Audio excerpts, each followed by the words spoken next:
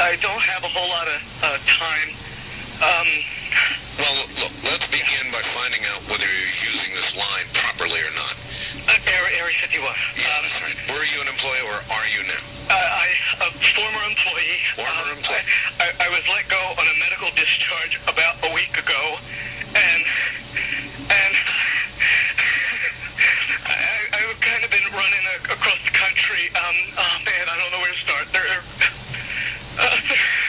gonna they'll triangulate on this position really soon. So you can't spend a lot of time on the phone. So give us something quick. Okay. Okay. What we're thinking of as aliens are they're extra dimensional beings that an earlier precursor of the space program made contact with. They are not what they claim to be. They have infiltrated a lot of aspects of the military establishment, particularly the Area 51. The disasters that are coming, the military, the government knows about them, and there's a lot of safe areas in this world that they could begin moving the population to now aren't. But they're not doing anything. They are not. They want the major population centers wiped out so that the few that are left will be more easily controllable. Okay, some people think that aliens are from another planet. And some people think that aliens travel intergalactically, to say that they travel as people or pilots in a ship. And some people think that they're from another solar system. And some people think that they created us.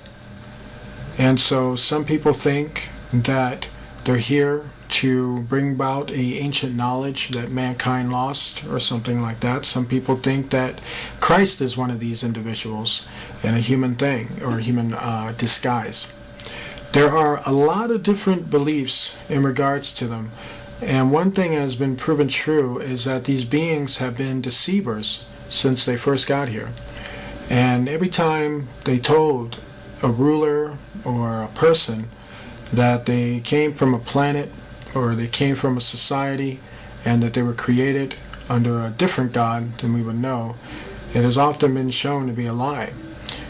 They seem to also change the story of their origin, and history has shown that over and over again. And what I mean by that is to say many times when people thought that they were on another planet, it turned out that under hypnotic trance, through hallucinations called either holographic images, they were meant to think they were on another planet. Some of them have literally woken up in the midst of having this technology operated on, and they realized that they were actually in a laboratory room. And unfortunately, when they realized they were in a laboratory room, they realized that there were human beings in that room, and there were actual, real Nephilim beings in that room. They realized that they were not on a planet, but they realized that they were somewhere on Earth, and they were in a secret place where they were being experimented on. Some of them are actually using ships, real technological ships, to kidnap people. That does not qualify them as coming from another planet, as the way they would define it. So let's understand a little bit more evidence on that. Let's go back to the intergalactic thing, okay? If they're from an intergalactic world, let's say they're from 9 solar systems away from us, and they were from a technological world that is 9 solar systems away from us, that world would be far more present than non-existent as we're in that state now. Meaning the traffic would be so heavy that you would see it, and you would clearly see it all the time. Interesting thing about space is that the solar system that we live in is actually called clean space, meaning there aren't really a whole lot of debris and gases and things in our solar system. It's a very It's very clean. But the solar systems that are around us are filled with very dangerous gases, and they're filled with strange anomalies, weird type of rocks. And basically what I'm saying is, for the kind of technology to travel warp speed at such a speed and power that it would probably kill them before they even got here, the gases would definitely ignite with nuclear energy sources. This is why deep interstellar travel is not possible, because the more and more further you go out into space, the more and more dangerous it becomes to travel. So if there was intergalactic activity going on, where people are actually blasting themselves from that solar system over to here, the traffic and the accidents and the explosions from these accidents would be so magnificent that they would be seen from Earth. And so we don't see anything like that. Not anything like that at all. And let's say they manage to get through the gases and the rock formations and everything else. Let's say they develop some type of technology where they could actually do that. Still, what you don't factor in is that you will see them coming before they even got here. And the whole world would actually see them coming before they even got here. You don't see that. So that debunks any theory that they are intergalactic. Also, if they created us, then who created them? You got to recognize that the universe is far bigger than an alien, as they want to call it. And these aliens do not have appropriate explanations for these things. They ignore these questions. At this stage, the rocket was traveling between 11 and 14,000 miles per hour when a saucer-shaped craft entered the frame. It flew into the frame like this, and it shot a beam of light at the warhead. Now, remember, all this stuff is flying at several thousand miles an hour. So this thing fires a beam of light at the warhead, hits it, fires another beam of light, and then flies out the way it came in. And the warhead tumbles out of space. In many incidences where these beings have been confronted, Jesus Christ has often been asked of them. And you know they actually say that he's real? They can't even deny him. Have you ever wondered why?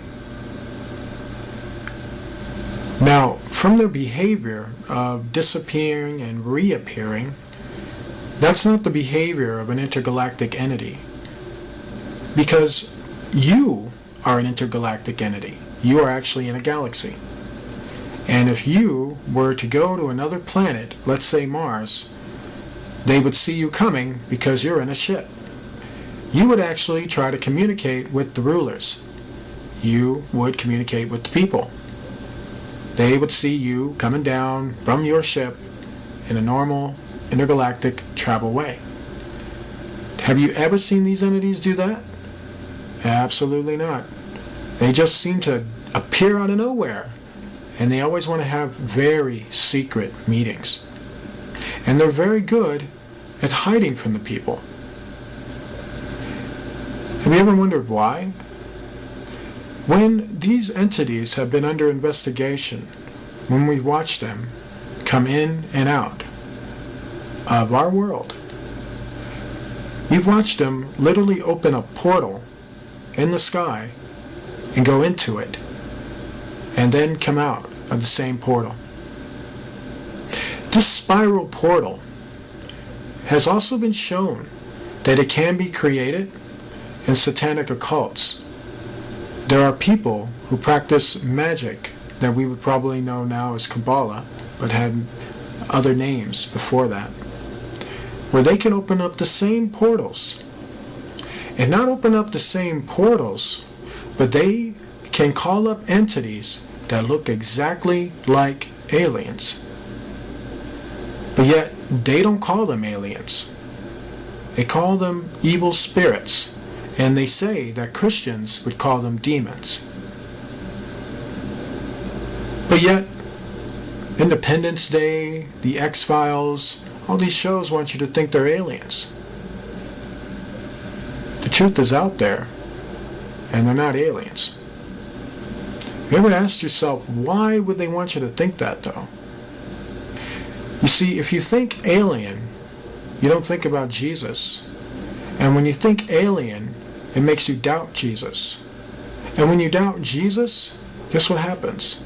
These aliens run right over you. They take control of you. They possess you. They do terrible things. They're not your friend. They're not my friend. And they're not the solution to the human race. You see, you probably heard that they tell the human race and the rulers that you need to make peace and you need to end your weaponry and stop killing each other and stop doing these harmful things to each other, and we'll help you. But yet, what you don't told is that these aliens also want our help too. How is that? How is it if they got things together, why do they need our help? If they're so superior, why do they need us to disarm? If they can help us, why don't they just do it? Why do they need something from us? Have you ever wondered why? A good hustler knows that when you hustle something, you need to get back in return. You're doing it because you want to make that person happy so that you can make yourself happy when you get back the return. A hustler will sell you something, but he wants the money. Do you understand? Did you know when dealing with these beings in negotiation, where your tax dollars are being used to talk to them and you're not even told anything about it, did you know these beings hustle? They promise people technology. They promise people to solve all their medical problems. They promise to show them the ruins of planets and to take them there and to help them build a society there without the people, which is you, me, and the people they're supposed to be ruling over and basically feeding us and take care of us and making society possible for us. A former astronaut who walked on the moon says aliens exist and that the government has been covering up incidents of contact for years now. Dr. Edgar Mitchell says aliens have visited our planet, and he believes the government covered up the discovery of an alien spacecraft in 1947, as well as 4 alien bodies that were found in the desert. The reason for the denial was, number one, they didn't know if these were hostile and could we protect ourselves from them. Didn't want the Soviets to know, so they devised to lie about it and cover it up. Well, Dr. Mitchell is a veteran of the Apollo 14 mission, and he walked on the moon back in February of 1971. I've read about this incident you had in 1951, and you said you saw literally hundreds of unidentifiable flying objects. Yes, they were flying quite high. How high we couldn't tell because we couldn't get anywhere near their altitude.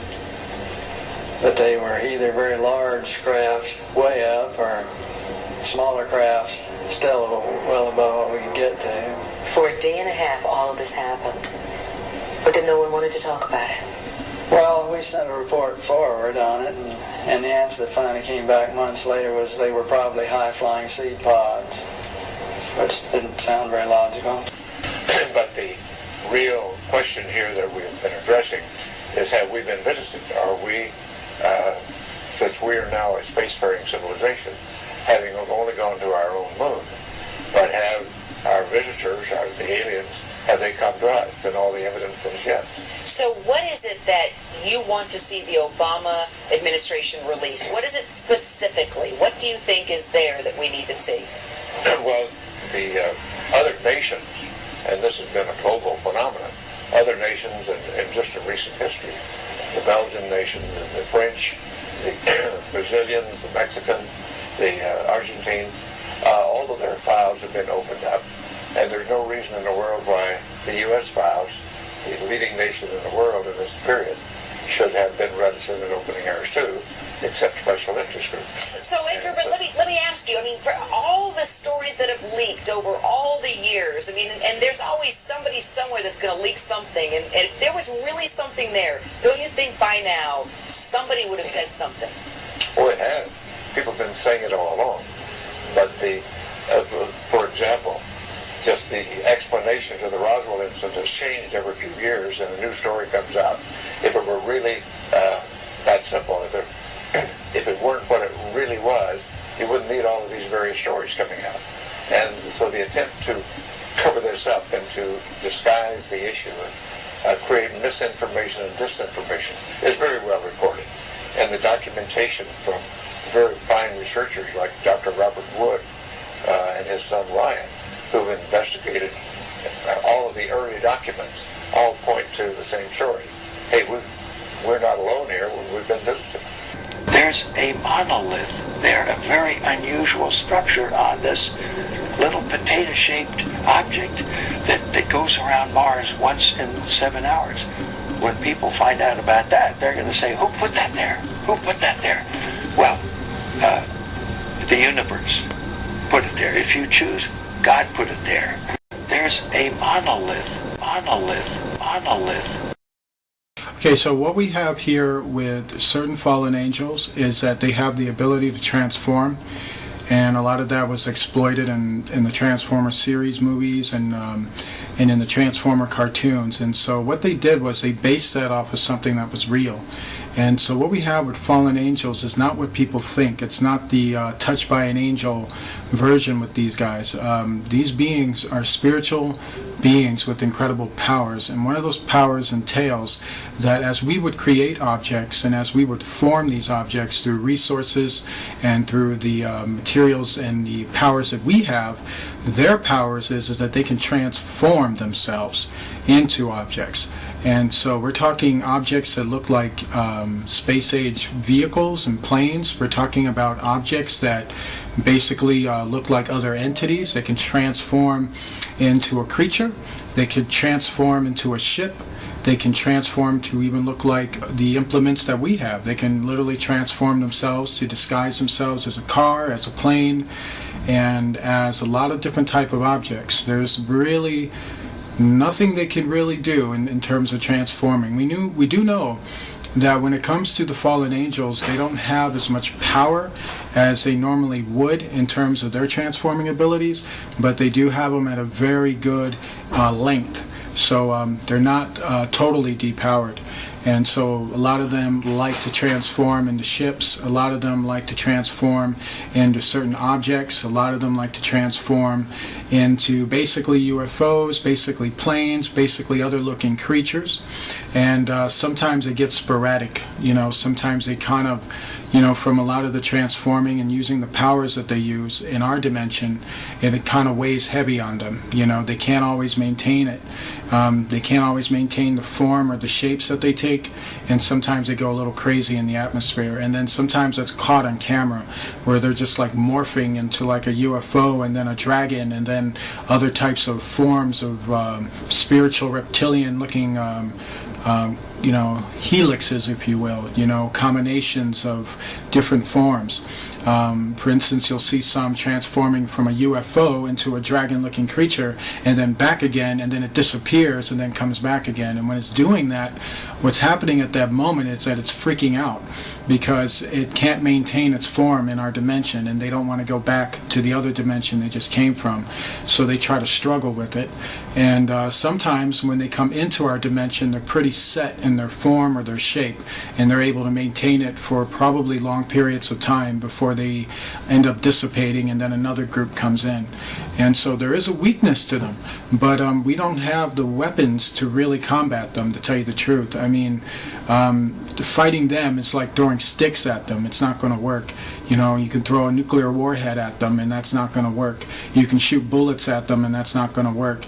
When it comes to the full spiritual beings, the full fallen spiritual beings, I'm not talking about their Nephilim children, who are another story, because they can morph too, but not as well as the fallen angels. The fallen angels, to understand them, they're usually balls of light And then they have demons that can also appear that way.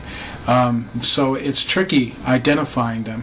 But one thing that you can do is when you pay enough attention to them, or if you spent enough time observing them, you start to notice how the demon lights are not as transformable as the fallen angels. Fallen angels are, they can basically transform within seconds and disappear within seconds. And the demons, or the spiritual demons, they seem to maintain a certain form, and then they're known to just basically dissipate a lot quicker.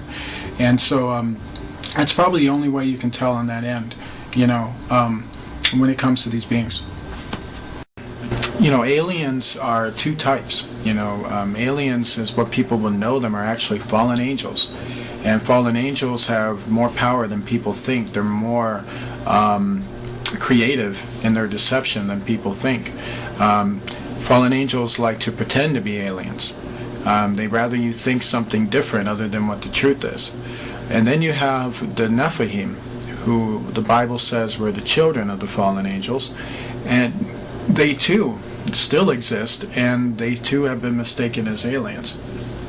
And so what we have, like in the time of Enoch, when the book of Enoch was talking about it, it very much confirmed that there was a time when these beings lived on earth, and they came from a dimensional world, and they actually came, through portals, basically. Enoch saw them coming from another world, literally another world beyond our world, and that has nothing to do with the solar system or the galaxy or how we would know the universe. This universe of theirs is behind our universe, and they can open up doors, spiritual doors, basically, portals that have spiral shapes, and they resemble 666 shapes, and they basically come through the portals.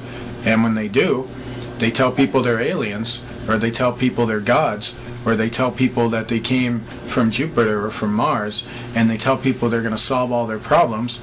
And then when people deal with them, and this is our rulers, by the way, our rulers make deals with them, and even if it involves hurting us, they'll make those deals with them.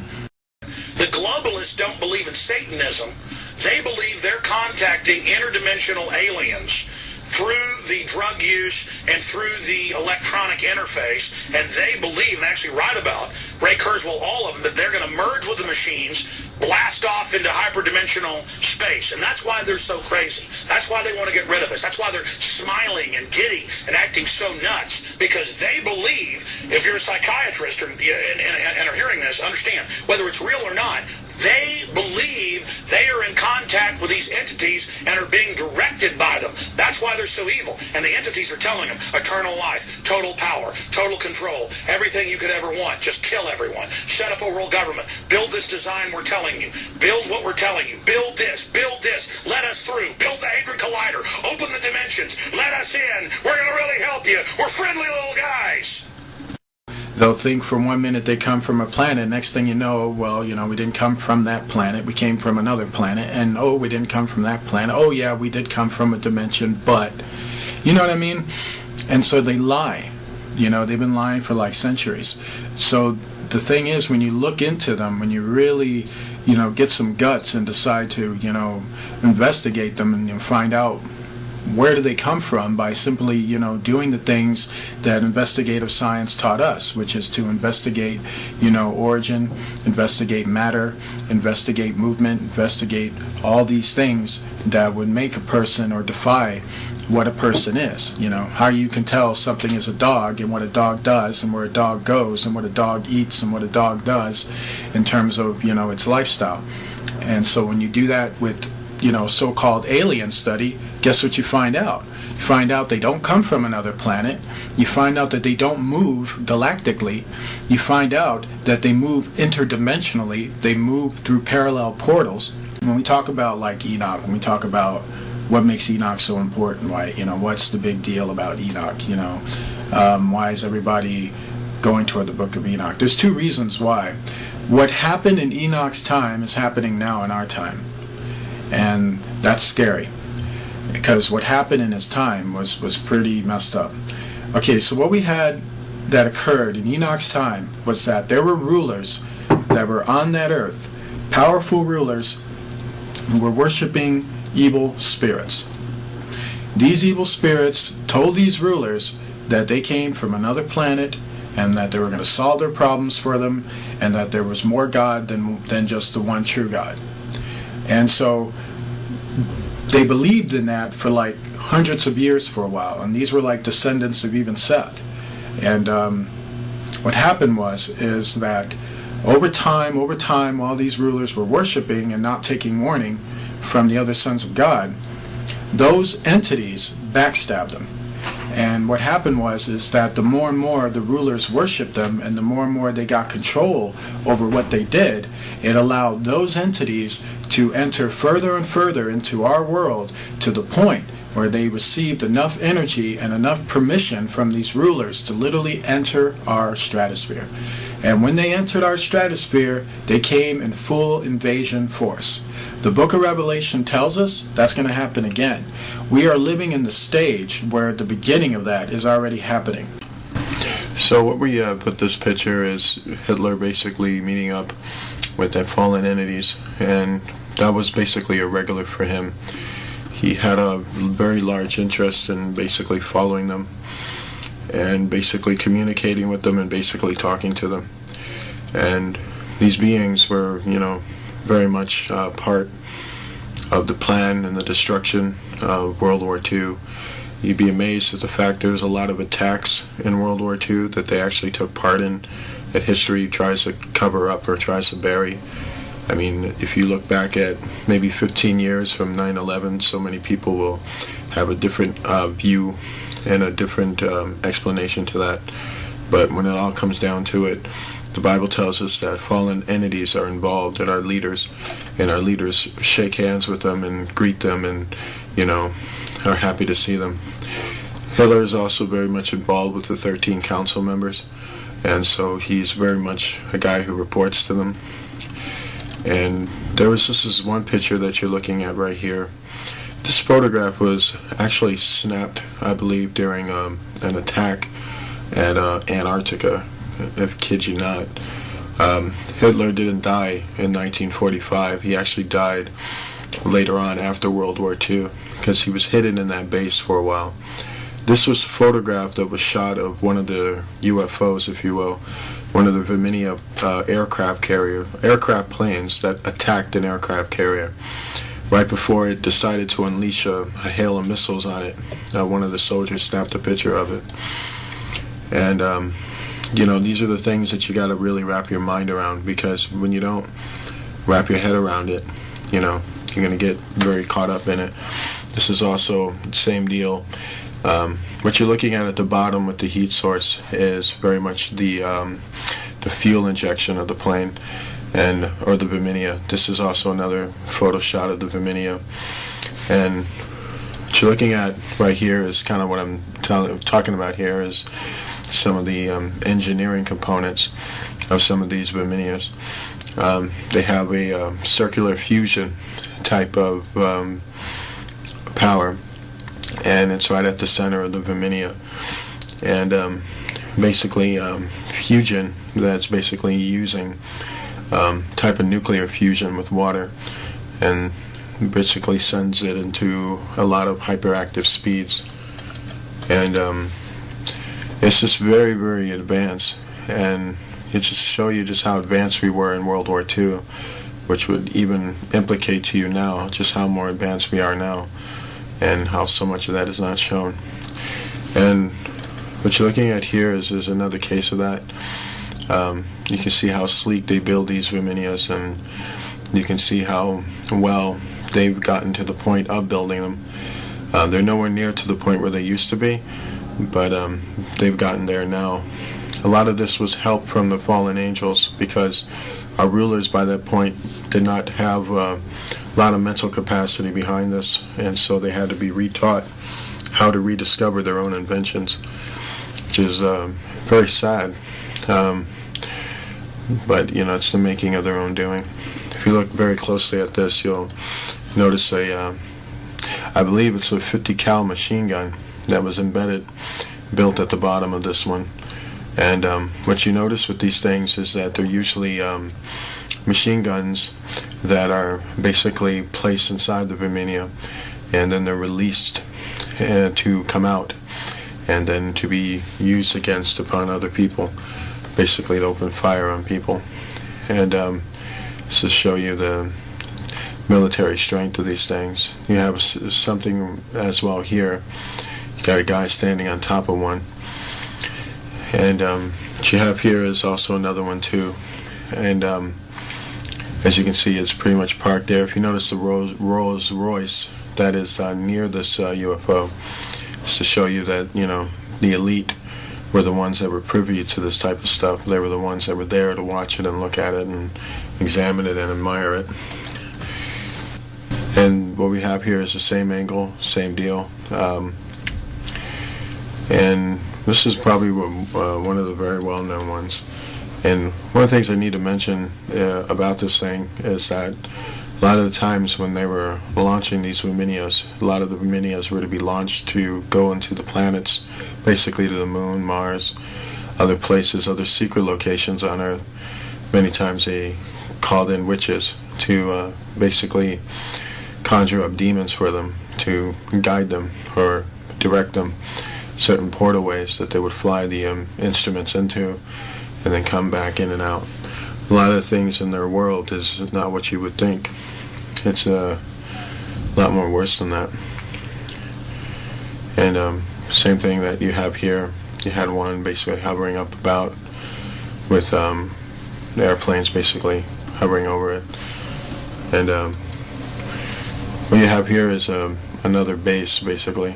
It's a design of a base, but it's basically a design of an energy source.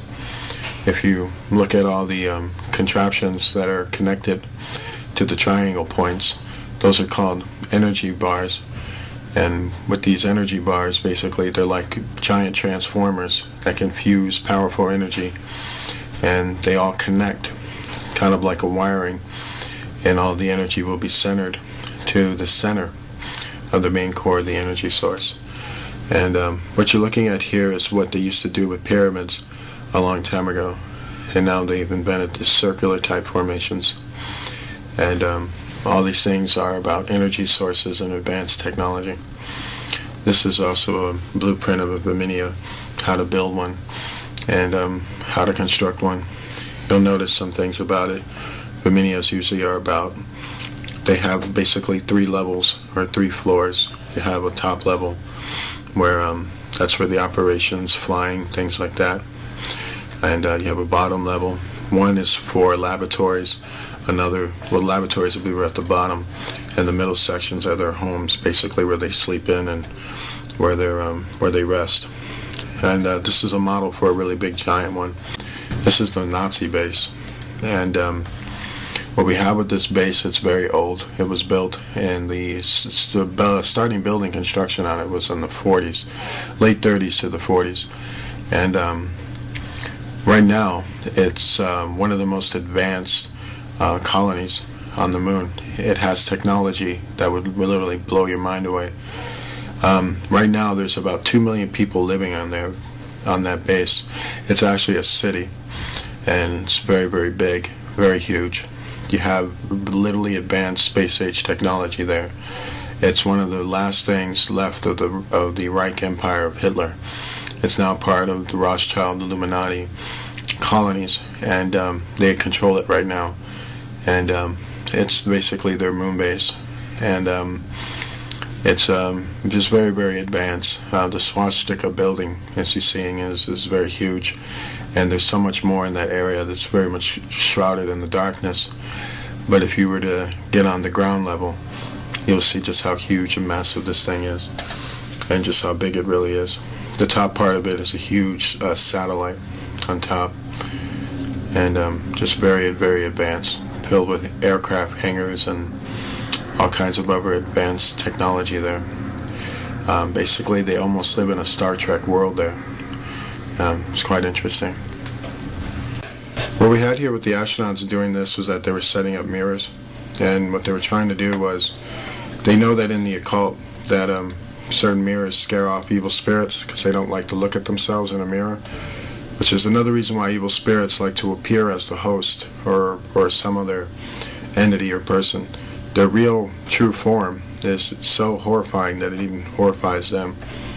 And so that was the aim at setting up the mirror. But the mirror was so, how do I say, it's so amateur.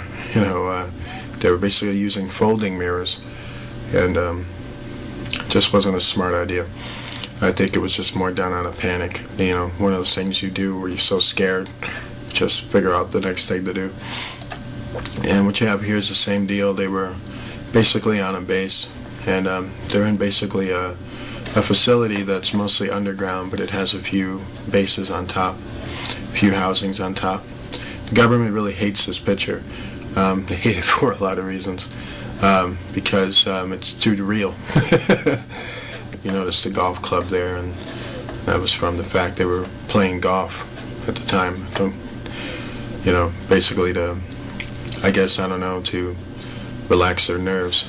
When they were told to get off the moon, they found it absolutely offensive that they actually came up there to play golf, which is why Americans are not welcome on the moon, because they're considered to be ignorant, and they're considered to be rude.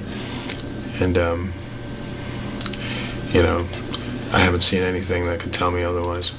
This is like another shot of their getting confronted by fallen beings. Notice this pit right here. They were basically filming the animal life underneath the caravans of the moon. There's a lot of species on the moon. A lot of people don't know that. There are beings called selenites who have wings. There are reptilian creatures that are under there. They resemble small little, from what I understand, they resemble small dinosaurs or small dragons. They're very, very small. And this type of species, they have one for the moon, and there's another species like it on Mars. They tunnel under the ground. At the time when they were doing this was a later Apollo mission, as you can tell with the rover they had. And this means it was after Apollo 11. And then when this mission was going down, basically they got confronted by the fallen angels. You'll see them up here. There's actually 5 of them coming around. But every one fallen angel is probably like 20 or 30 of them. Remember, they join themselves. They basically fuse themselves together and travel in a light source. And so I always remember that, like when Jesus said to the demoniac in the garden of the Gardarians, the tomb areas, he basically asked him his name. The demon gave one name. He said, "I'm Legion." One name, but yet we are many. But this is the kind of show you, like when Beyonce says, "I'm Sasha Fierce," there's a whole lot more people to Sasha Fierce. And so that's kind of what you have with aliens too. They travel in the same way. Same thing here. You have 2 of these beings coming up the surface, and basically there too. Basically I have a similar thing, got a light source showing an odd spectral being in the air, and more spectral beings here. Very similar to what I'm talking about. You see how they travel close together. You got one here, and then you got one here. The Bible says that they're beings of light, meaning spiritual beings. And these are also pictures of basically them covering up moon structures. This is NASA telling you there's nothing up there by erasing what's actually up there, so that you can go home and think there's nothing up there, even though you'll never go home and think, well, if there's nothing up there, why are they doing this? You know, what's the point of this? Why would you do that? You know, that's basically to show you that they're hiding what's up there. They don't want people to know about what's going on there, what the deal is, and stuff like that. So that's why you have a lot of these buildings that are just being basically covered up.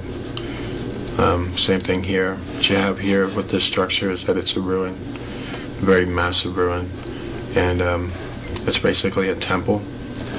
And from what I understand, it's very, very huge. The structure is probably a good 5-6 miles wide, with probably going up to about maybe 15 miles high. It's very, very huge, and it's one of those structures that hardly ever gets talked about, but very, very powerful indeed. And We have more of the same type of thing here when they were basically landed in this area here. This is when they were filming the abandoned city, or the ruinous city. It was a city made of metal and crystal. I kid you not. Many of the buildings had huge giant holes in them, or they were halfway destroyed or hanging. They were mostly ruins. They filmed and actually shot photographs of this massively wide buildings, massive area, and had to cover up the whole entire thing with pitch black.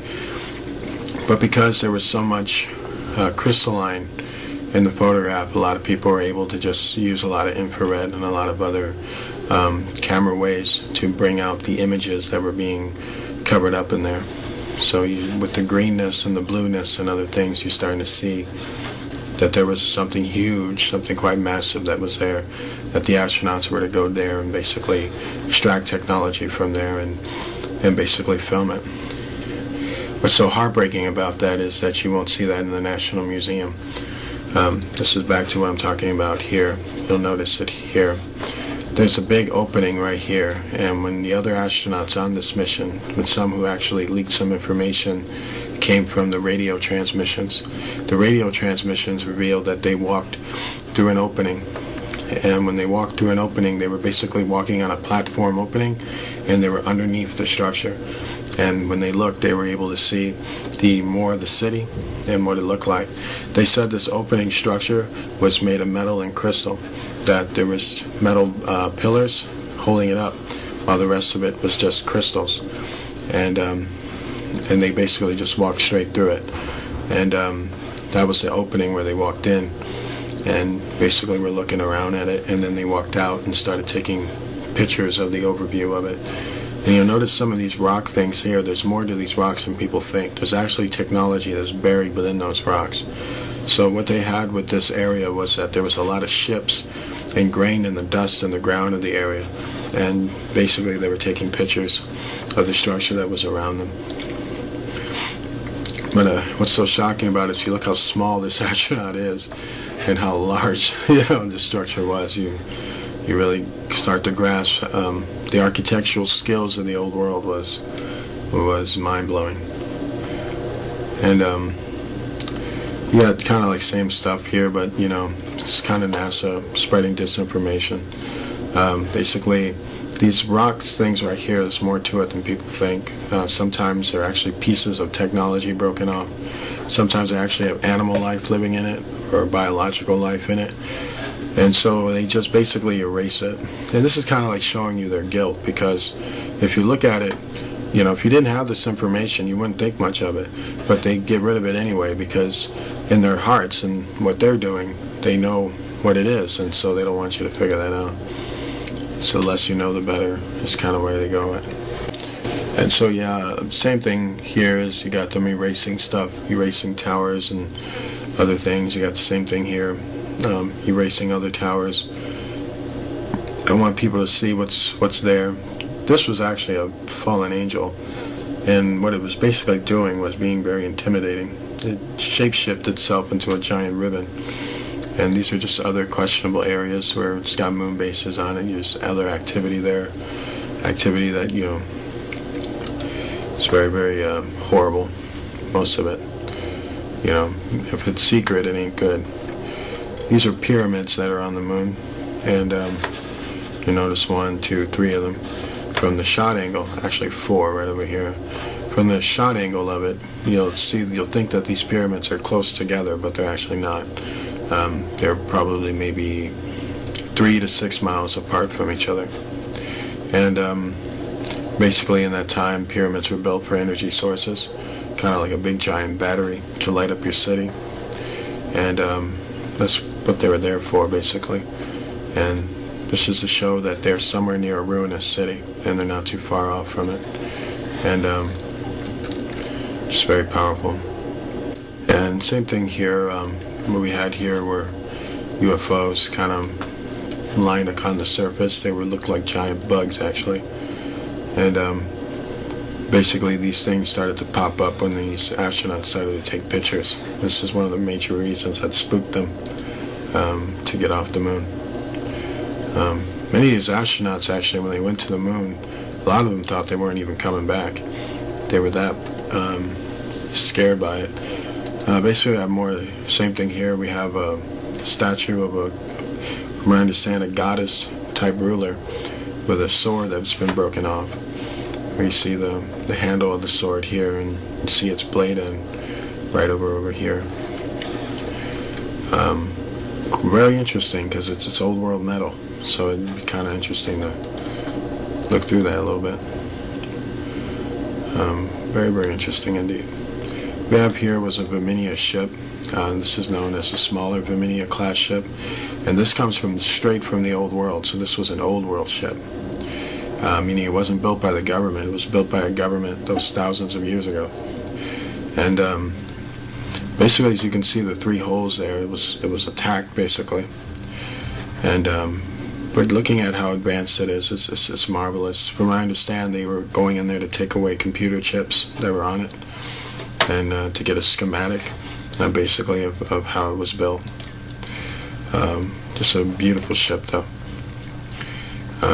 Nothing really quite like it. And what we have here was the type of engines I was talking about in terms of Viminia. This is one of their engine capsules. And if you look here, this is the crystal that's right in the center of it. And it's basically built to fuse power and H2O, basically. And they fuse it inside this crystal, and basically it's used to power up an entire ship. And so this is why they came to that area, because they knew what was there, and they were trying to extract the technology. And what we have here is basically a pagan altar built on the moon. Quite interesting. But this was from a long time ago. And basically that's what they did. And it's just quite shocking. This is more stuff here. You're looking at more ruins in the ground here. And looking at just a kind of oblong structure, really. If you look at this blue thing right here, this is actually what they couldn't completely cover up. But this is to show you that massive blue crystal city that we just got through talking about. This is one of the beams that's being shown that they weren't able to cover up completely. And it's just very mind-blowing. And this is kind of showing you what they really covered up in this photograph. This whole area right here has an abandoned ruinous city on it. And when they showed this photograph, they showed it, but they took out the actual city that they were covering up. So this is kind of showing you what they did, what was really there, and why they took it out. Showing you how advanced their camera techniques are in terms of eradicating things. You think they would be truthful, but that's the government for you. They've disappointed us. And so this is another picture of another moon base that they have. And what you're looking at here is called portal technology. And that's what this big giant thing is used for. And what you're looking over here is a tractor that's about to come in. And this tractor usually goes to the mining fields, picking up silver, gold, metal, other resources. And this is one of the bases that they have on the moon. And sometimes people come through portals. They're walked out through here, and they come into this base here. There's tractors here. You'll notice mining fields here around it. You'll notice this big flash of light right here, which had a lot to do with the fact that when the astronauts came close to it, the fallen angels appeared, because fallen angels are everywhere on the moon, and basically guarding a lot of their evil things that they got human beings involved in. Basically, this was the mothership, as it's well known, Viminia ship. When we come to learn about this area, is that the reason why they fogged out or put a lot of electrostatic in terms of the scenes around this area was because of all the gold that was around that area. There was so much gold in that area that it's just mind-numbing to think about in terms of your imagination. To see the gold that clearly from all the way up in the sky shows you that there wasn't like bars of gold down there. You can consider like almost like a halfway of a mountains of gold down there. There was gold nuggets and rocks and mountain-shaped rocks of gold down there. I kid you not. Like, basically a gold nugget that's something like 10 miles high, and just scattered all around where this mothership was abandoned. And it really blows me away, because it kind of shows you that they were using a lot of gold, a lot of resources, and then it's also showing you that God placed a lot of those resources on other planets too. And so what we have there was basically, it was a hot area, and that's why Apollo 20 was needed, and that's why the other missions that they did led up to Apollo 20, because they wanted to get that gold, that technology, they wanted that area. And so it's very shocking. This is to show you how big that ship was. I mean, it's huge. This was the harbor point of New York City, the Manhattan area. And if you look at some of the largest buildings that are in the world, they're nowhere near as big as this ship. And that's saying quite a bit. This thing is absolutely huge. It was so big that you were able to put about a half a city of people in it. And just massive, just very, very big. And it's kind of showing you that the top part of it, or the hill part of it, was actually made in gold. So it's really just very powerful stuff there. Alright, so what we're looking at here is called, first of all, from what I understand, it's an old world structure. And it had something to do with basically a meeting ground place, if you will. If you ever gone to an airport, usually the first thing you go to when you go to the airport is that you go to the airport building. That's what this was. Basically, it was a place where people gathered when they were about to take off. The Germans discovered the ruins of it, and so what the Germans did is that they basically remodeled it. And when they remodeled it, they used it as a base of headquarters when they were extracting resources off the moon, and when they were building an underground base on the moon. So years later, after the Germans built the base, they abandoned this post. And when they abandoned this post, basically they went underground. And then years later, the astronauts came here, and when they came to this specific area, what the Apollo 11 mission was about was to spy on the base, on the moon base of the Illuminati. And not just spy on this base, they were also supposed to take resources off that area. Apollo 11's mission was to do reconnaissance. Reconnaissance is that you're going to film an entire area. You're going to spy on it, basically. And you're going to find out what's there. You're going to find out what you can pull off real quick, what kind of tactics you can do through the surveillance of the area. And that's what they basically did. They were assessing what they can and cannot do, and they were assessing what was there. And so that's what this whole Apollo 11 mission was about. It was about filming the ruins, filming the resources, assessing what you can do. And so that's what basically was going on here. And what we're looking at with this structure is that it's a very huge structure, by the way. It's a two-story structure, but it's very long, it's very wide. And when you go directly into what they're doing here is they're going into the front door, basically. And when you get a very good look at it, you start to see what I basically mean here. You can basically see there was a time where basically what you're looking at is the inside of an airport, if you will, but a space-age airport. There was a time where people would be, well, basically they'd be lined up over here, and you got these other buildings and other rooms where people basically would have had their office, if you will, and, you know, there was more to this structure. A lot of it was destroyed, but there would have been a lot of technology around it. So by the time the Germans got to it, the Germans would have just remodeled it, you know, put some new structures on it to hold the building up and things like that. Once it was abandoned, it was just, that was it. So you'll notice some things about the walls of the building. You notice that they're very bright. You notice that when they come in with the camera, it seems like the whole thing seems to illuminate. It has a lot to do with basically the walls. The walls are made out of alabaster. Alabaster makes things glow, kind of like marble does.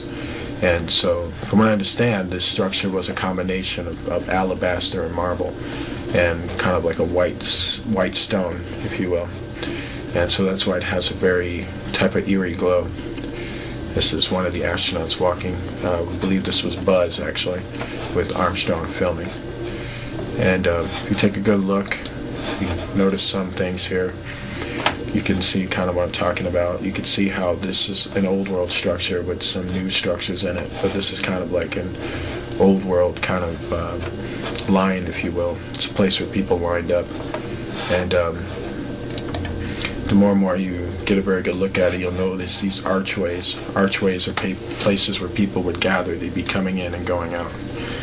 And you'll notice some other things. You look at these beams across right here, you'll notice that some of these beams are attached to the old structure, which is to hold it up.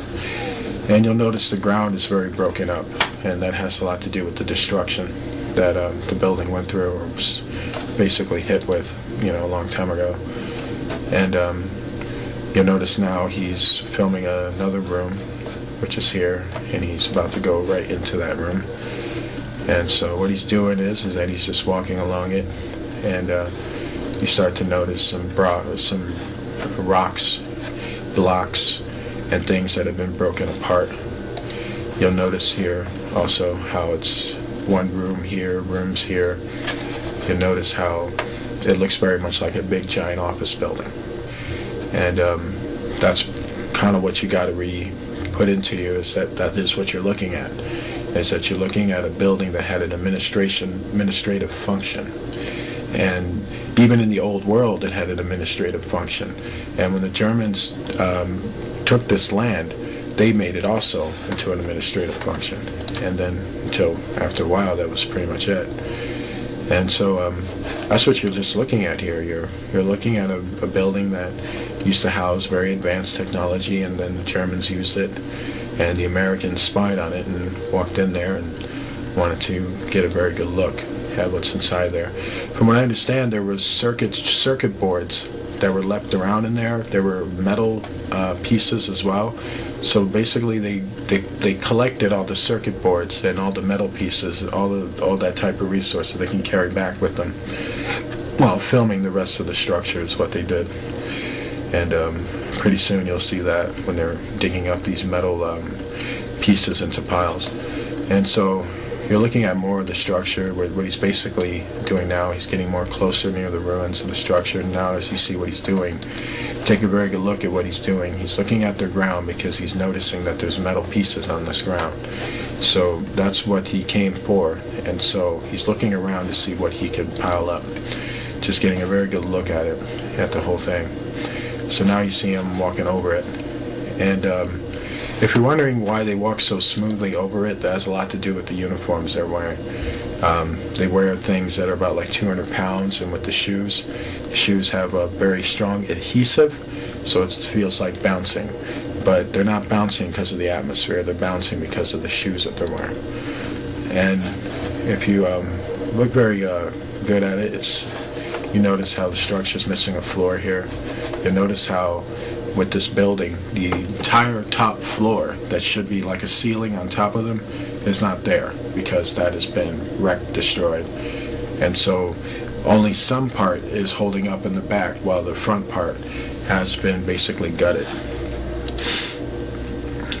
And so this is just more of that. You see these beams here, and then you see these archway beams that I want to keep mentioning it to you. You see more arch beams here and more arch beams here. And that's just to tell you, that it was an administrative building. And people would have been lined up here, they would have been lined up here. They would have been going into another building here, getting their papers or getting prepared for flight. Then they come out of the building. And then if you notice, right at the very far end of this building, it's about maybe a mile off, or half a mile off, is where the Virginia ship is, the one that Apollo 20 went after. And that's to show you what that area used to be. It basically used to be a massive space-age airport. So you're looking at some of the buildings that were left over from it, and this was one of the administrative buildings that they had. So that's more, what you're looking at. If you take a very good look at it, you see how this building, had levels. It was a 2-story building with a lot of floors, a lot of inner floors. So basically levels of rooms, bedrooms, office buildings. Basically that's, what it was, basically.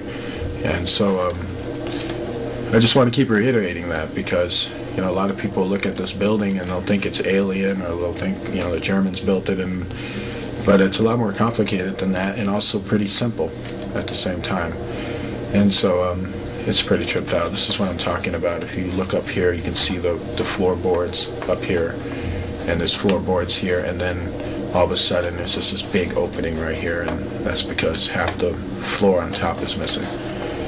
Basically gutted. And a lot of things like that, alabaster walls, but you notice how some of these, wallings here are more darker. They don't really shine that well. And so that's to show you that the Germans had to, like I said, remodel. They had to put some of their raw material on there to kind of hold the building up so that they can use it. And this is Buzz in the middle of it. And, it's a funny thing with Buzz is that right at this point, when he's standing in the middle of it, just looking at it, what was going through his mind is the fact that he just could not believe that this was there. Like he's just mesmerized by the fact that somebody built this here before he ever got there. And now he's thinking also, man, I got to go back and tell the people that we're the first ones on this moon and there's nothing here, while he's in the midst of the truth. It's a very eerie moment for him. And if you notice how still he is, he's just standing there, just looking. And so it's just to kind of give you the insight of, what's going on with him. He's just really mesmerized by what he's seeing. And let's get a good look shock at it. You can see how big this building is in terms of width. It's a width building, definitely. But it goes for quite a bit. Like, you got these tunnelways that are going all the way, or hallways, if you will. They're actually hallways. And going all the way down and all the way down. You see how long this building was. It was probably close to about a mile long. And it's very, very huge in terms of that. And so one thing about old world buildings is that they emphasize a lot on width and length. They were very astute at that. So that's what you got going on here as well. Also, you'll notice there's more hallways here. More doorways, hallway down over here. There's another section over here. It's just mind-blowing. Top of right here is actually the main ceiling right up here. And it's kind of a box-shaped structure, an oblong box-shaped structure. And once again, Buzz is just more in awe. You notice how slow he's moving now, kind of looking around at it, just kind of in disbelief, just, really blown away by what he saw. You're looking at it right here. This is another hallway point, and where they're at, their module is right over here. And so that's what they're basically looking at. And you notice how this room is designed. It has a very interesting type design. The design is very interesting. Every time I look at it, I can tell with old world structures, they were very into being creative, and so, but not too far off from what we would build a structure as. It's kind of like the same style, same format of how we build our buildings. So it's very powerful stuff, and the more you get a look at it, the more you're really floored by it. Okay, so you'll notice that they're on the outside. They're actually filming in the inside, something on the outside. And this is their module, so one thing you gotta ask yourself is, what's this thing? Right up here. Now that is quite interesting, because it's actually outside. And so it's a little weird. It probably has a lot to do with the entities that are up there. And they did describe that the entities were hovering on top of their heads. So that could have something to do with that. Very, very weird indeed. And That's probably why he's filming the module right now, because he's getting worried. Okay, this is what I was talking about in terms of picking up metal fragments and circuits. Now, if you notice what he's doing, if you take a very good look at what he's doing, that's exactly what he's doing. He's collecting up circuits, he's collecting up wires, and he's collecting up metal pieces. And he's basically piling them up so that they can basically take them out of there. And that's what Mr. Buzz right here is doing. He is basically trying to pile them all up together. And quite interesting. And the reason why it's dark there is because it's just not enough light.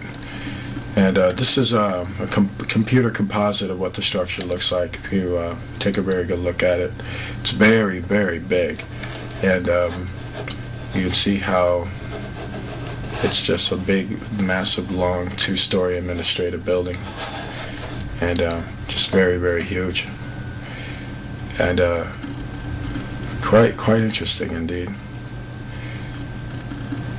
And that's just to give you a very good look at what you're looking at. And there's just so much about this, you know. This is a piece of the second floor ceiling. It's broken off there. You'll notice some things on top of it. It's kind of circular, like blocks and stones on top of right here. That could have more of a function than we think. We could be looking at a piece of a broken off machine. And it's just amazing, you know.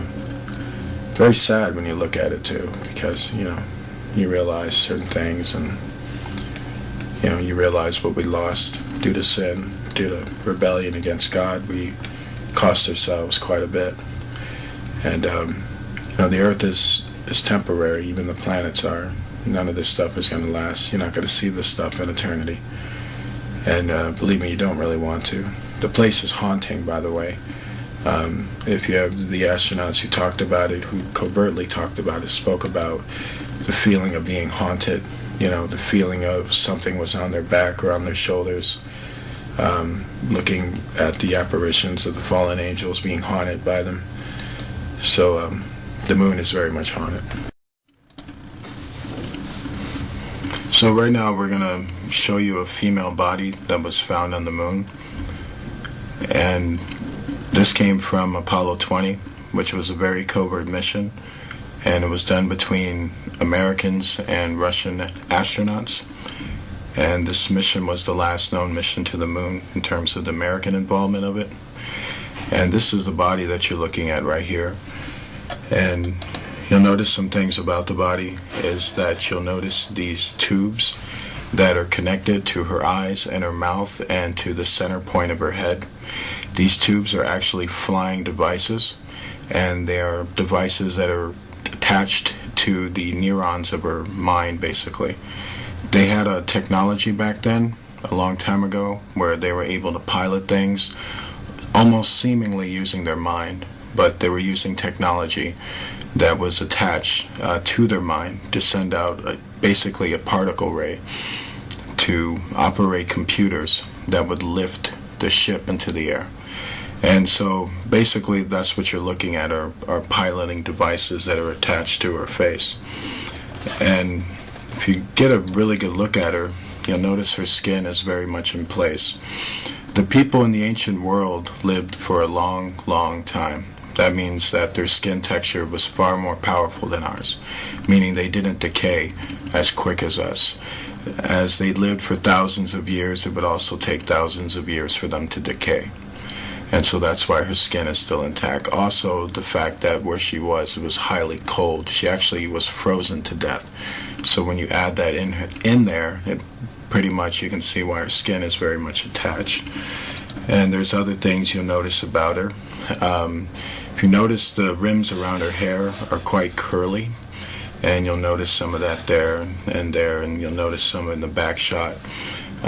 Basically, those are braids, and she had braided hair. And if you take a pretty good look at her, you'll notice that her facial features resemble someone of quite great beauty. She was known as a very beautiful woman in her time. She is also the pilot of this ship. and her body was the only one that was intact at the time when they found the other bodies. They found other bodies next to her, but they were in pieces. She was the only one that was intact. We got a very good look now at this implement right here. We can see a piece of this technology which is attached to the center of her head, and you can see how the tubes are all attached to the eyes and then attached all the way to the bottom. So what you're kind of wondering is that what she's doing is, let's say when she's piloting the ship, she's giving commands with her mouth, and those commands with her mouth are then being fed into the tubes into her brain. And what it is that there is a machine that is attached or can send a signal from that machine all the way into this device in her head, which would then send the commands to the ship, sort of like being on a cell phone and talking on that cell phone and powering the whole entire ship through it. Very advanced communicative technology. So advanced it makes a person look like they're psychic almost, but there's just technology. And that's a very good look at the device here and here. And this is just mind-blowing technology, just very mind-blowing. You got to really wrap your head around it. You know, here are more of the braids that are pretty much frozen. Her whole entire hair was frozen in, and you just really got to wrap your head around it. The people in the old world in the time of Noah lived in an advanced state of technology, and so the way they looked, the way things looked, are not what you would ever saw them as. There has been a lot of science fiction films, but the truth is so much of them are disinformation that they never really showed you the raw, real appearance, they knowing of what the old world used to look like. And if you notice how her mouth is in an expression of fear or kind of an expression of panic, it's because she was frozen to death. So apparently she was basically in a state of terror at the time she died.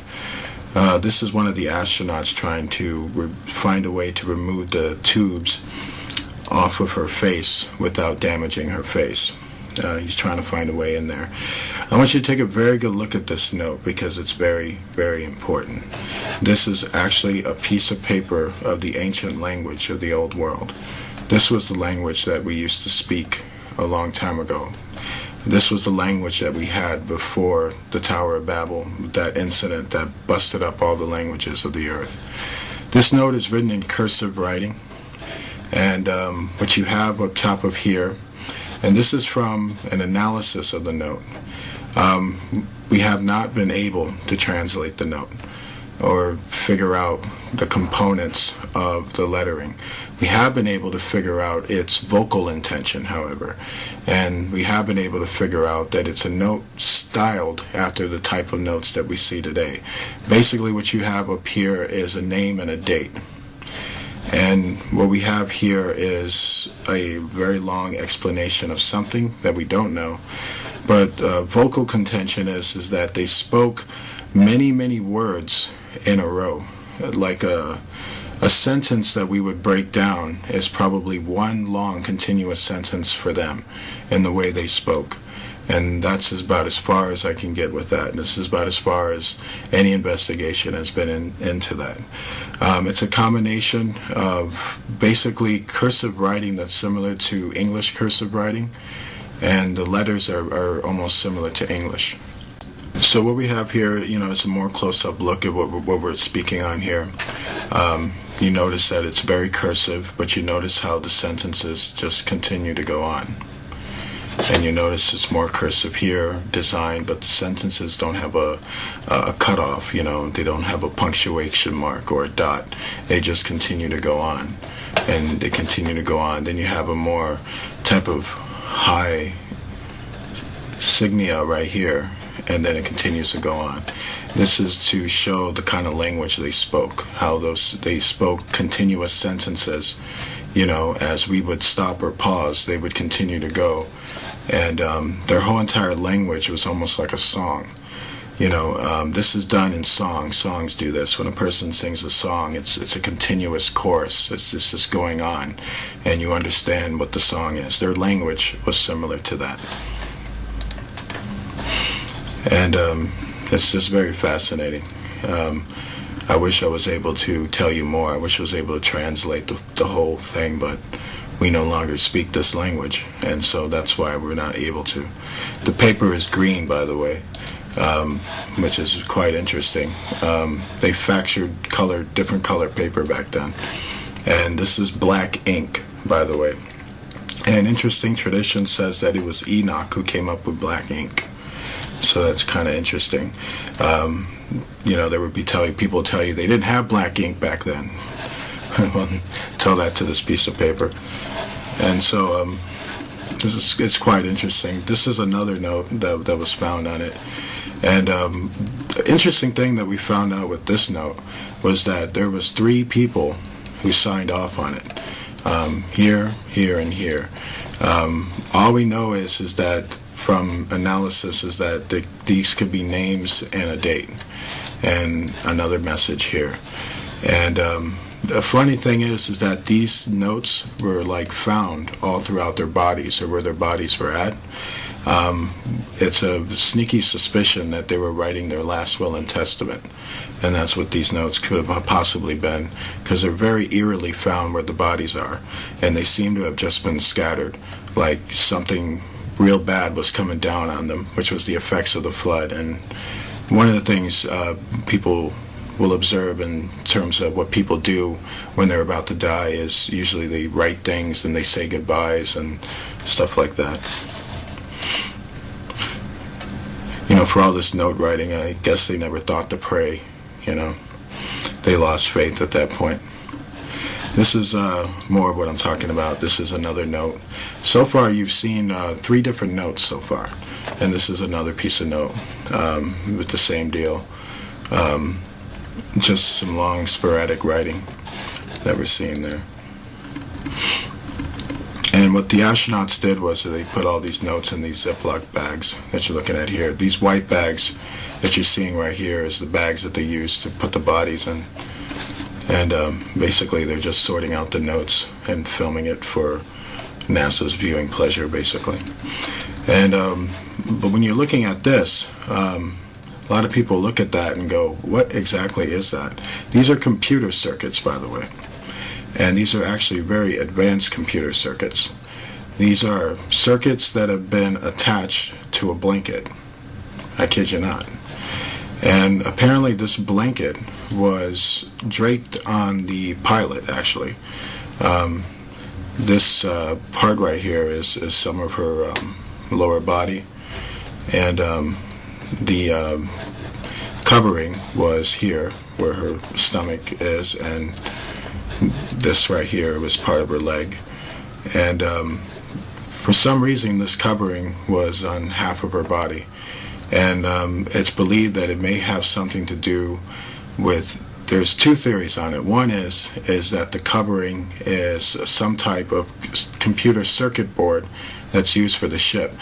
Another one is that it's an example of transhumanism technology, that this daughter of man, this specific female, had cybernetic implants in her, and one of that was this type of covering that was on her leg, which is telling us that the technology back then that they achieved in terms of cyborg technology was very real, and this is a piece of it that's on her. And much of the transhumanism doctrine that's coming out with the connection to what happened in Noah's time very much supports transhumanism, rather than it being a device that's part of a piloting function. It's mind-blowing technology, by the way. It's hard to know exactly what it did for her when it was attached to her. This is a more close-up shot of it as you're looking at it. It's hard to know what it exactly did for her. There's a lot of theories. It could have increased strength or speed. It could have done a lot of different functions like that. And those are usually the main functions, is to increase the strength of a human being by using cybernetic parts. And that's what all of this stuff is, basically. This is a more close-up shot of it. And it's mind-blowing. It's unlike any circuits that you've ever seen or known. These are circuits that are far more advanced than what you would ever have known. Then they work far, far better than anything you can can think of in terms of what we're dealing with now, or what the government will have you think that we're dealing with now. This is a more close-up shot of it to get you to really wrap your head around the circuit board of it. When you're looking on the surface of it, it almost feels like a smooth type of painting almost, or a smooth type of paper, cardboard paper. But when you look further into it, you see that there's actual computer circuits inside of it. And these are the up-close shots of these circuits, and they're just basically coursing throughout her particular implement, and they're attached to her skin, by the way, and that's why the transhumanism technology makes far more sense, because it's very much attached to her actual person. And what you're seeing here is more parts of her body. This is a more up-close shot of her leg, and up-close shot of her body frame, to kind of give you an example of what happened to her skin, or close-up, more telescopic close-up look of her skin. And basically you can see how it's, it seems like instead of decaying, it's chipping. And so that's fascinating. The skin is very hard, and it looks like it's the type of skin that really would take a lot to even cut it. And so it's very strong skin. It's not, you can see how far humans have degenerated. We literally decay. We don't chip away. But back then they chipped away before they actually decayed. And fascinating. And what you're seeing here is her co-pilot, and the co-pilot's head was severed. And so what you're looking at here is the severed head that they found, and it was right next to her. This co-pilot didn't have the implements attached to her, and where she was found, actually, she was found a few, from what I understand, about 15 to 16 inches away from the pilot, and her head was found about 16 inches away, with her other body parts being found in pieces. One thing you got to understand, the astronauts' impression of it when they came onto the site of it, the Apollo 20 crew, was that they felt that a violent incident took place at this time, because the body parts were in pieces, which hence that they were hacking at each other toward the end of it. The pilot seems to have been preserved for two reasons. She may have been the captain, and having privileged knowledge, she may have tried to get away while this was happening, and but basically wasn't able to escape. The meteorites that blew open onto the moon caused a freezing on the moon, that basically if anybody who didn't get taken out by the blast was going to get taken out by the freezing effect. She seemed to have survived the blasting effect, but got caught in the freezing effect, which happened pretty much simultaneously right after the blast. And that's as far as it's known. And what will eerily shock you is that a lot of old world technology that's found all have traces of a violent disturbance that had taken place on it, from having laser holes blasted into them, from bodies being found in pieces, and being found in suspicious ways, showing that they were in a state of panic and violence at the time that the flood effects were taking place.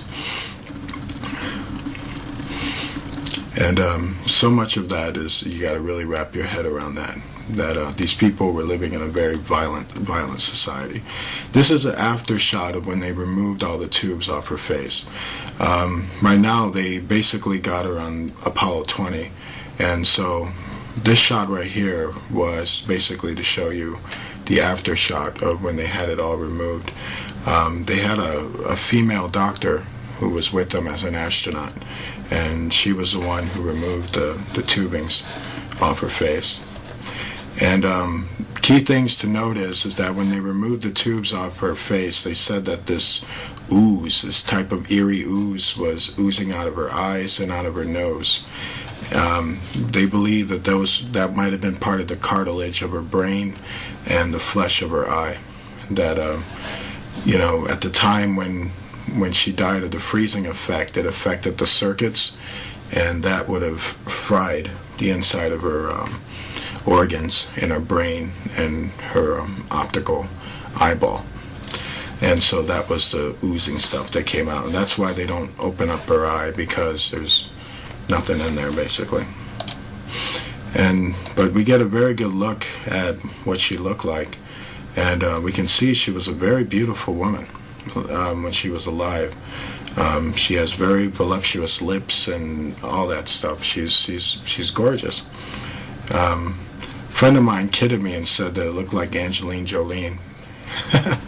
But I disagree with that. She looks better than Angelina Jolie. What we're looking at here is the natural mark that's upon her head. It's said that the daughters of Cain, or Canaanites, or people who descended from him, had deformities or specific marks that registered them as being Canaanites. And so this is what we're looking at up here. You'll notice that it's a cross formation, actually. You can see it here and here. And so there would have been one here and down here. And there's a serpent form right here. And it is believed that this is the old world mark of the beast. And at that time, from what we understand, she was born with this mark. This is a mark that's actually born upon her. But there were some who were actually taking a mark, or a tattoo mark, that had two type of components. It was a digital chip that was tattooed into your skin. But much is believed that this is her natural, something she was born with, basically. And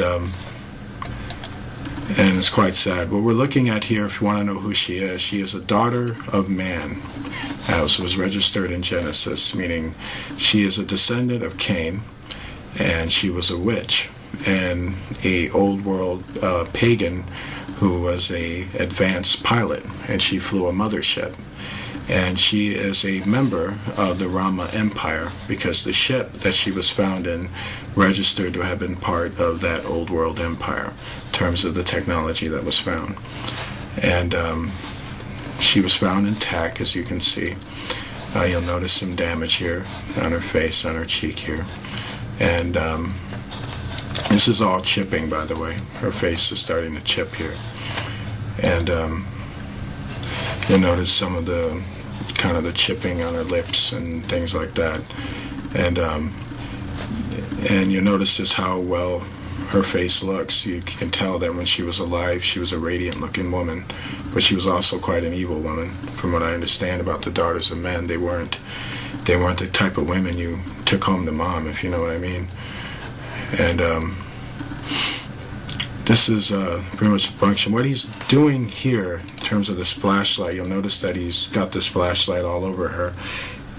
He's basically checking her skin out. He's basically checking for any abnormalities, anything that's out of the ordinary, anything that doesn't fit. He's trying to make sure everything is intact, everything is looking okay. You notice that he's putting this tube up her nose, because before there was stuff draining out of her nose. So he's making sure the nose has been cleared out, and he's making sure everything's cleared. You see the stuff that he's taking? This is the type of stuff that was drooling out of her nose. This is actually tissues of her brain being pulled out of her nose. This her death was pretty painful. And what we're looking at here is a very good picture of her, because now we get like a good front shot of basically what she would have looked like if she was alive. He's pulling more brain tissue out of her nose, and it's quite shocking.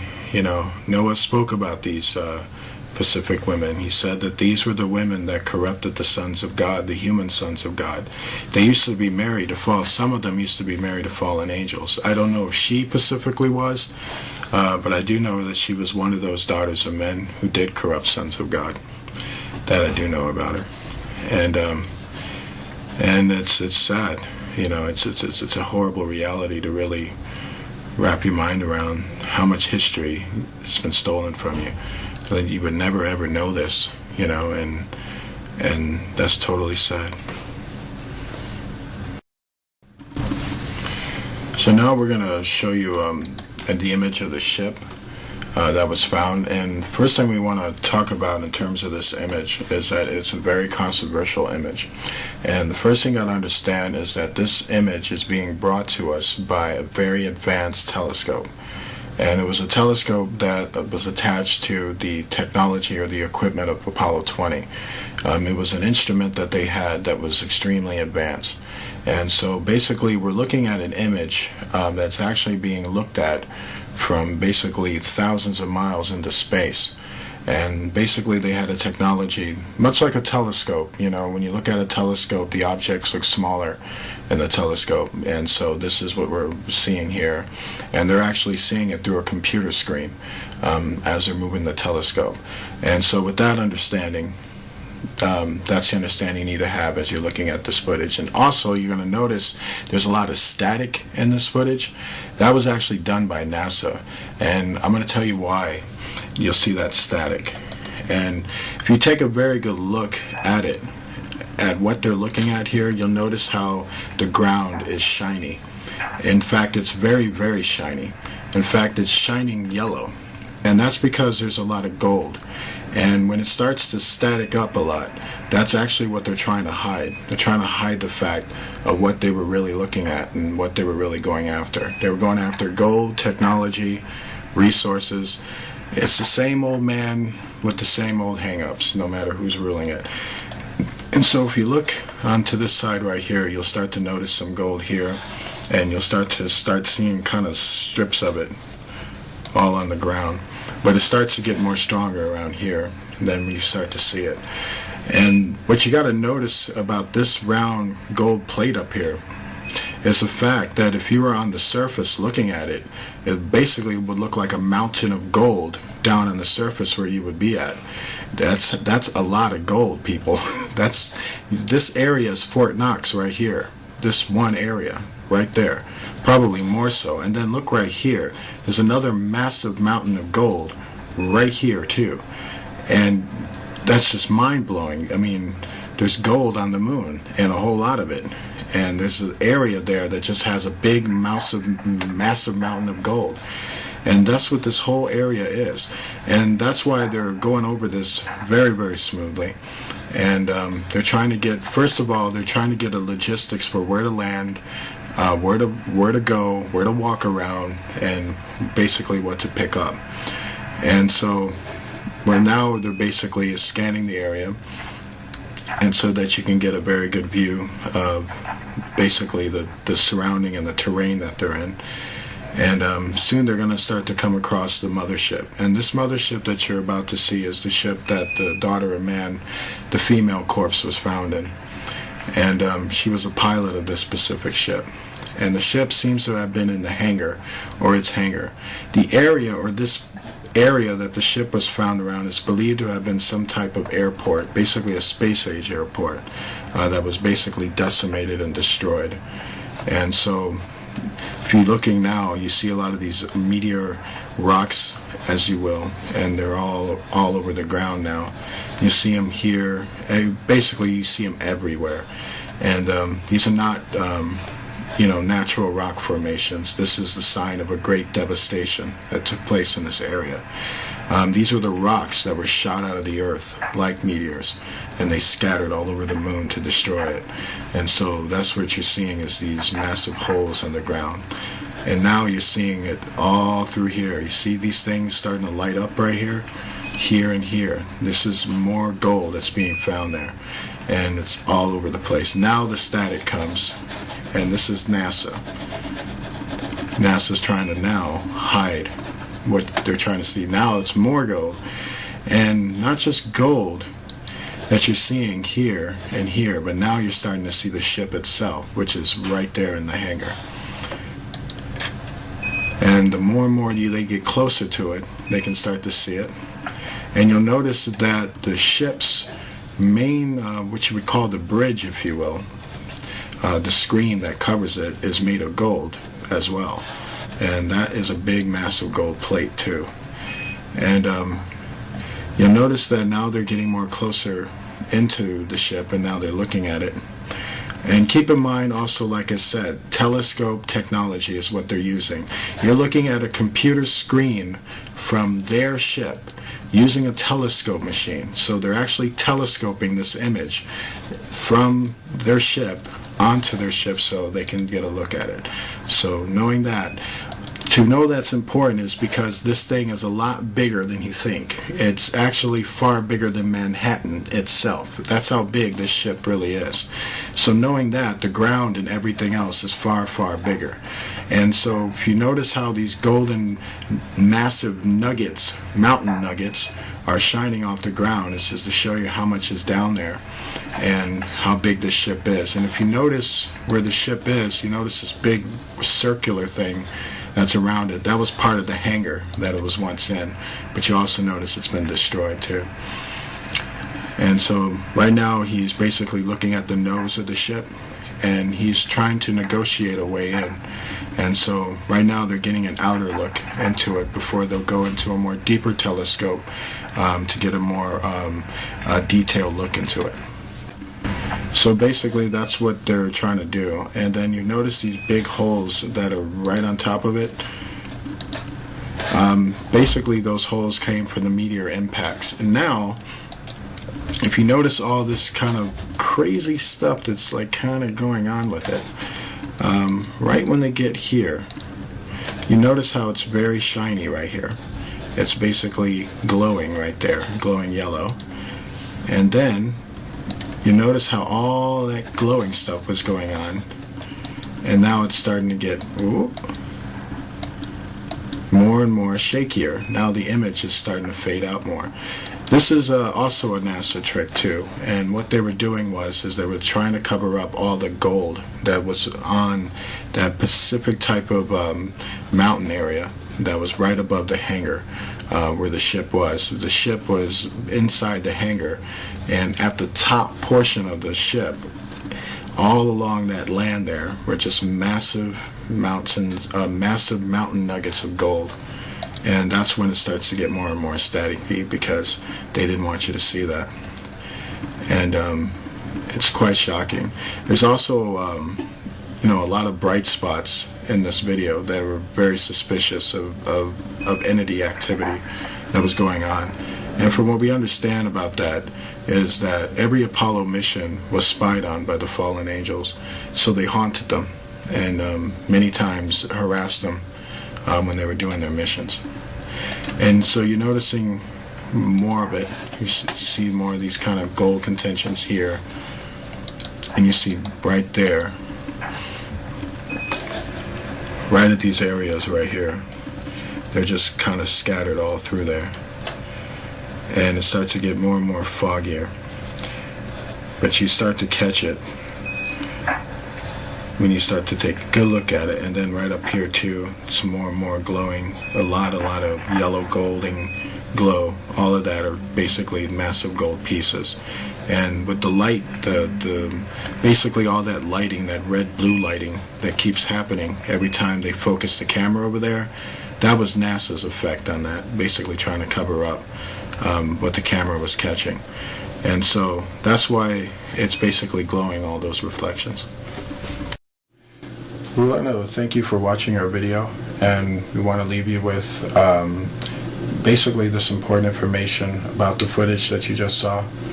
This footage is very, very important because this is the footage that is going on in the world. This is the world that you don't see. These are the things that go on in this world that you've either been lied to about or the right information wasn't brought to you, and a lot of those things. We did these videos for two things. One, to show you that they're real, and also to explain it to you so that you can walk away with the proper information about what you're seeing. These entities are real.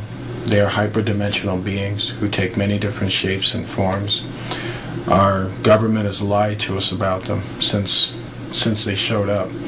And every world power has dealt with them at one point or another. And every world power has also lied to their citizens regarding them at one point or another. And the world that we live in is not quite what you think it is. And when it comes to our history and our past and the threat that we're dealing with, Right now, that was the threat of the past. Basically, if you don't know your enemy, and if you don't know history, you're doomed to repeat it.